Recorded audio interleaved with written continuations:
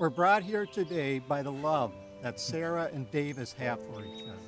I can't believe I get to marry him. We're perfectly compatible in every way. Yeah, she just gets me, man.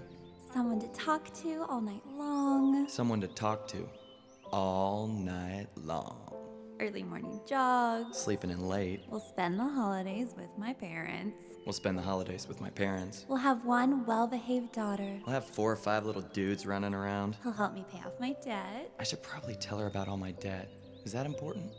We'll share a bank account. Obviously, we're gonna share a Facebook account.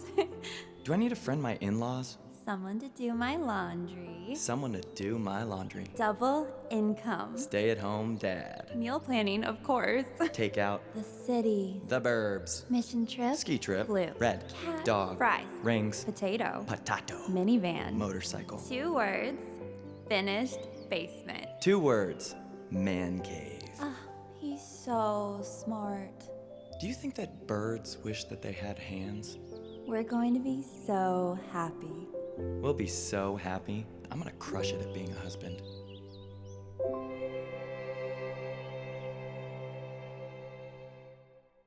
Well, happy Super Bowl Sunday. So glad that you decided to be here with us today as we start a brand new series called What Happy Couples Know. So, about a year after I finished college, I found myself moving to Johannesburg, South Africa. And when I got there, I had a roommate, and he was also an American missionary working with the same organization. And he was a few years older than me, and so we would, from time to time, get together and talk about the future, right? And as we talked about the future, inevitably, there would be some conversation around, hey, one day I really would like to get married. And so we would talk about that and what we wanted in a spouse and what we thought our married lives might look like. And so as we did that, I realized that one of the things I was kind of doing was I was taking these things that I wanted in a spouse and for a marriage, and I was kind of putting them in a bag, so to speak, right? And then I'll just, carry it around, and from time to time, I would think about something, or somebody would say something, I'd be like, oh yeah, that sounds good. And I just kind of put it in my bag. And eventually, I met Stacy and we started dating. And throughout that process, I added a few more things to my bag. And then we got engaged. And as we got engaged, and we met with our pastor for a few premarital preparation sessions. And one of the things I realized as I looked forward to this thing that I had desired, this thing that I desired to be married one day, and I had some ideas about what I hoped it would look like, I began to realize I actually have no idea what I'm doing. I have no idea how to be a husband. I have no idea how to have a family and all of the things, and it overwhelmed me that there was this desire, but I had no idea how to do it. And so as we began to go through the preparation process, I learned some things from our pastor. He walked us through some things that was helpful. And I ordered a bunch of books, and I just started reading. And I was not a great reader, right? And so this was, but I had this overwhelming sense that I desired to get it right. I had this desire to make it to the end, right?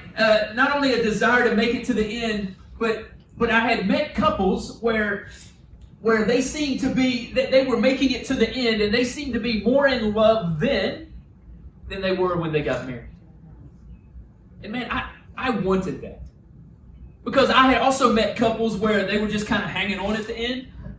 And they were just kind of roommates instead of soulmates. And they weren't more in love, they were just kind of hanging on together.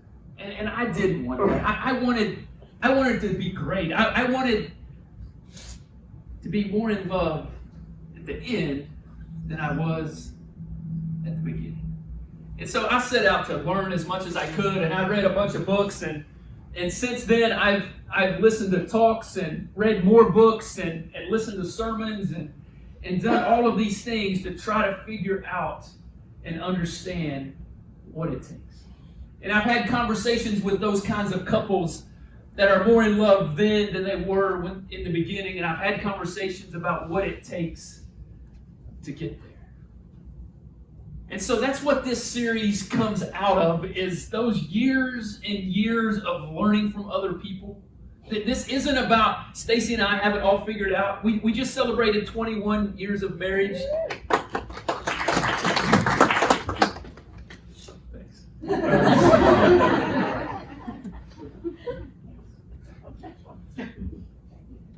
But this series isn't about we've got it all figured out. This series is just about some things we've learned. This series is about some things we're striving towards. You know, and we haven't got it all right. There's some areas where we've made some progress, and there's some areas where we've got some work to do. There's some things where we get it right on Monday, and on Tuesday we get it wrong. And so this series isn't about, hey, look at me in my marriage.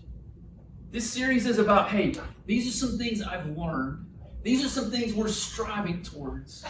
I think it will be helpful for you. Now, if you're here today, and this series is actually for several groups of people, and so if you're here today and you're not married, but as you look to your future, you hope to be married one day, I think this series can be helpful for you. This series could be helpful for you if you're engaged. If you're engaged to be married and you know, getting married is in your future, and I think it will be helpful for you as well. If you're a newlywed, I think this can be helpful for you. Or if you've been married for a while, I hope that this series is even going to be helpful for you as well. And you might not learn something new, but maybe you'll be reminded of something. Oh yeah, and maybe there's going to be one little thing that might stand out, that might just kind of help you take that next step toward the marriage that God would have for you. And so there we are, we're engaged, and we're meeting with the pastor, and I have my bag, right? I've got my bag of things that I want. And then I realize that Stacy, she's got a bag as well. And what's in my bag isn't necessarily what's in her bag. And there's some things that overlap. And there's some things in common. But there's a lot that's different. And so what do? Because I realized over the years that we're not unique in that. That when two people come together and they're getting married, that they're each bringing their bag as they think about the future, and they want these things that they hope for and desire for their marriage. And maybe it's around finances, and you want your financial standard of living to be at a certain level. And perhaps that's something that's in your bag. Maybe it's around the kind of house that you'll live in one day or someday in the future. Maybe it's around the certain kinds of cars that you're going to drive. Maybe it's around if you're going to have kids, and if so, is it going to be boys or girls, or how many? And how are you going to raise them? And are you going to send them to public school or private school or home school or no school or... And we have all of these things that we think about, and we think about our future. But the thing is that you have your bag and they have theirs. And if these things are not out in the open, if these things are not discussed, if they're not agreed upon, then there's going to be at some point or another some conflict. There's going to be some tension, some difficulty if these things are not talked about and discussed and out in the open. And if that happens, there's about 4 ways in which the relationship can go. If they're not out there and talked about and things, there's about 4 ways which the relationship can go. And the first way is that someone leaves. Now I realize this is the extreme in things, but it does happen. And what happens in this case is that you realize, hey, you never told me what was in your bag. And I didn't know that. And you know what? I didn't sign up for that. And I tell you what, I'm just gonna pick up my bag and leave. And you carry your bag into your next relationship. And so that can be an extreme case. The next case when these things aren't worked out is that someone wins. And when someone wins, that means someone loses. And here's the fact that in a relationship, in a marriage, that oftentimes there's a dominant personality, right? And in this situation, a dominant personality can dominate and win and coerce and convict and really get their way. And when that's the case, that means one wins and one loses. But the one is happy because everything in their bag is happening. And so they think things are great. And they're happy because they're winning. But the other person, that means they're losing.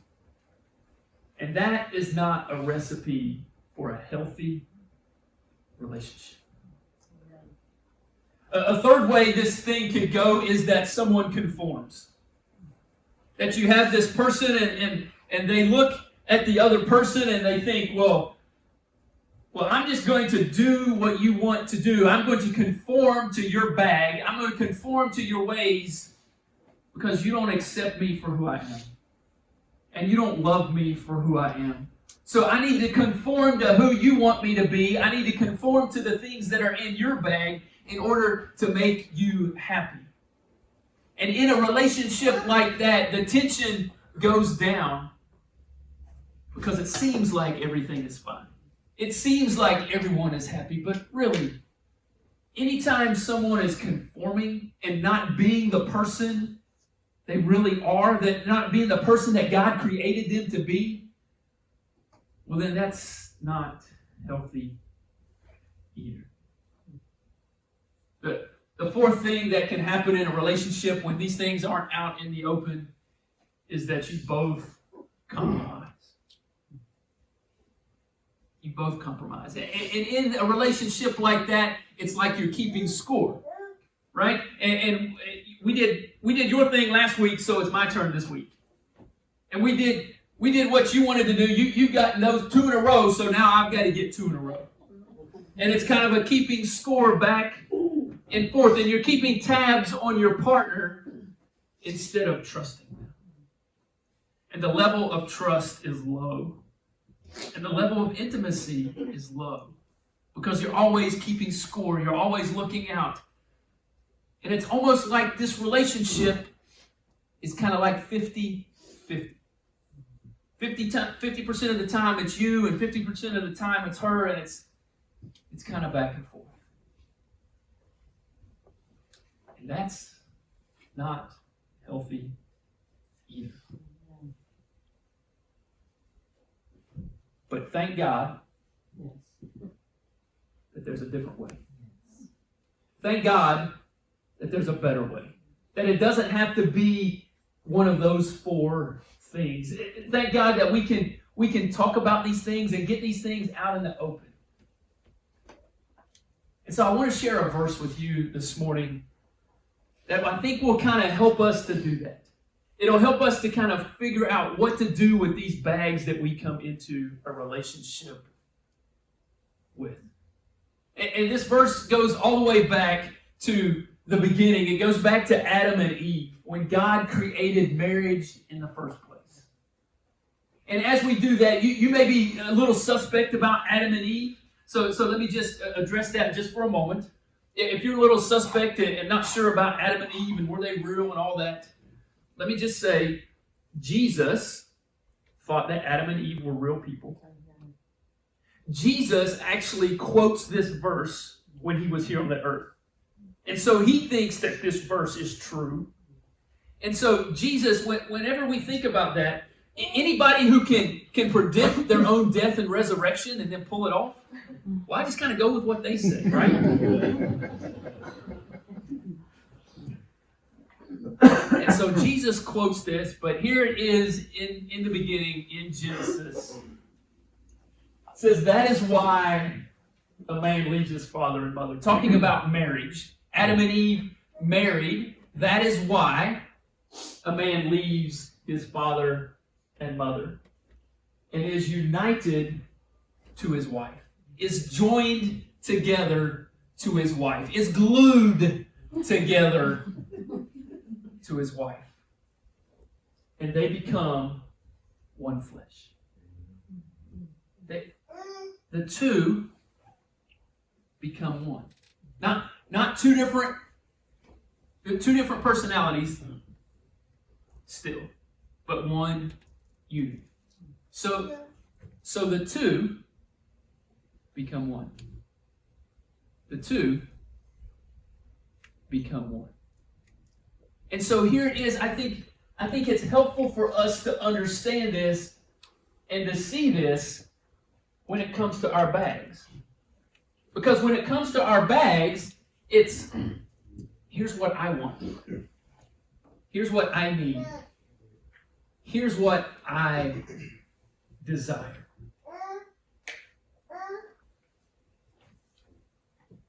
But that's not what this is. This is two becoming one. And if you're one, well then you're not 50-50, you're 100-100. And so it's like if your body, right, your stomach gets hungry, right? And your hand is going to feed your stomach, and your hand decides, well, I'm going to feed you 50% of the time.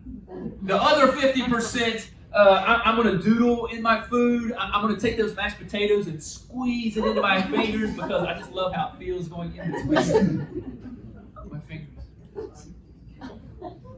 See, you would never think about that when it comes to food, right? Because the hand isn't just for itself. In the same way is true in marriage. That it's not 50-50. It's 100-100. So what do we do with our bags? Well, one of the things that the pastor, Stacy and I saw prior to our marriage, he shared with us something I think is so helpful when it comes to understanding the two becoming one and what to do about that. And what to do about these bags that we carry in to marriage. And he shared with us a concept called His Needs, Her Needs. And it's actually a book. I haven't read the book, so I'm not recommending the book. But I am recommending the idea. And as he shared with us, I'm going to just share with you what he shared with us. Because I think it's so helpful with this idea of what do we do with our bags and how does the two become one? And so the concept is that all of us come into our marriage in our bags, not just with things we want, but actually there's some things that we need. And so under his needs, we have the first thing, as you can probably imagine for a guy, what is his first need? His first need is sex. And that's probably not a shock to anyone, and so we're just going to move on, right?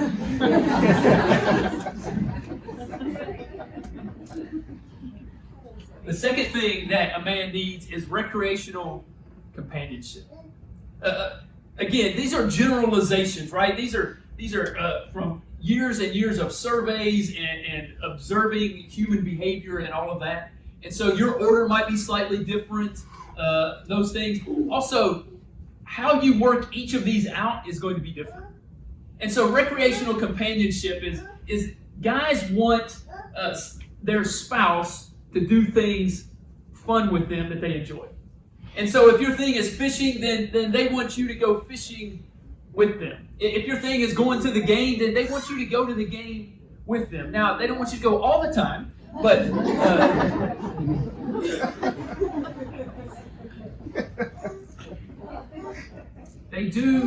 guys are looking for companionship to do fun things with.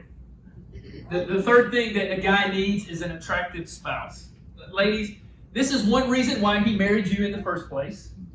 And he's hoping that your attractiveness is going to continue as you move into the future. And so that is their desire. And they just want me to tell you that that's what they're hoping.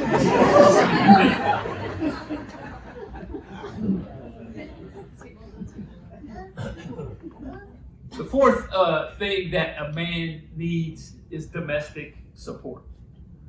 The man needs some help around the house. And again, that looks different for different people. Some couples I know, the man does most of the cooking. This support does not mean that the lady does everything around the house and the man does nothing. That's not what this is talking about. There are other couples I know where he cooks a couple times a week and she cooks a couple times a week. There are other couples I know where they share every night of the week almost together doing things. The point is not that one person does everything and the other person does nothing. The point is you have to figure out what works for you.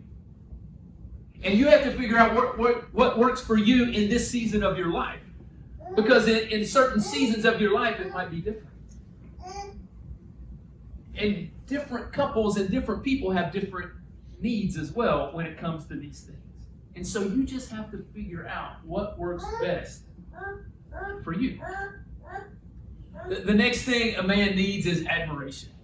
Now, I know there are sometimes, maybe often, that guys do things that are not admirable. Right? Ladies, we know that.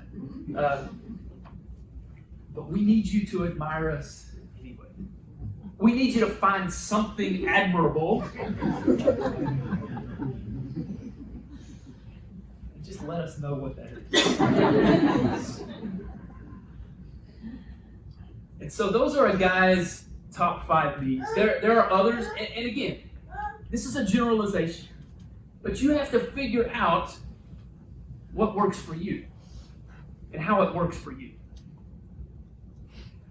That means, guys, we have to communicate this to our spouses. Amen. And we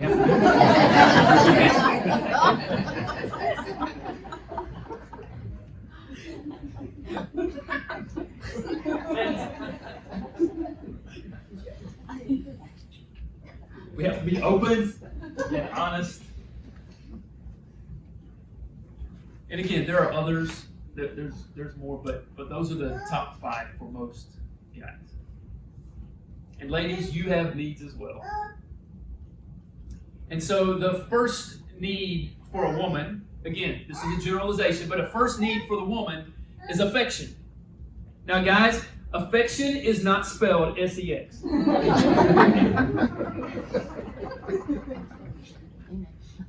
Affection is flowers, or a card, or some chocolate, or whatever. Guys, by the way, Wednesday is Valentine's Day, in case you forgot. But affection, a woman needs affection. And again, it's going to look different for each of you. And you need to communicate how you need to be shown affection. And guys, we need to pay attention and maybe write it down. The second thing a woman needs is conversation. They need to know how things are going with you. And they need to know how your day went. So when they ask you how your day went, don't just say fine. Maybe add some explanation. Maybe give a little more detail. Because a woman needs that conversation from you. The third thing a woman needs is honesty and openness. Guys, we got to be honest. We got to be open. We got to be honest and open about what's in our bag. But we got to be just honest and open about everything. And I know that's hard. And I know that's difficult. And I know that's not natural for us at times. But this is something that she needs. Another thing she needs is financial support. She needs to know that we're going to be okay financially. Right? That's what she needs to know. And the fifth thing is family commitment. When you start having kids, she needs to know that you're committed to the family. And not just to know that you're committed, but she needs to see it. That means, guys, sometimes you got to leave work to come home. Guys, sometimes that means taking care of the kids. And when you're taking care of your kids, that's not babysitting.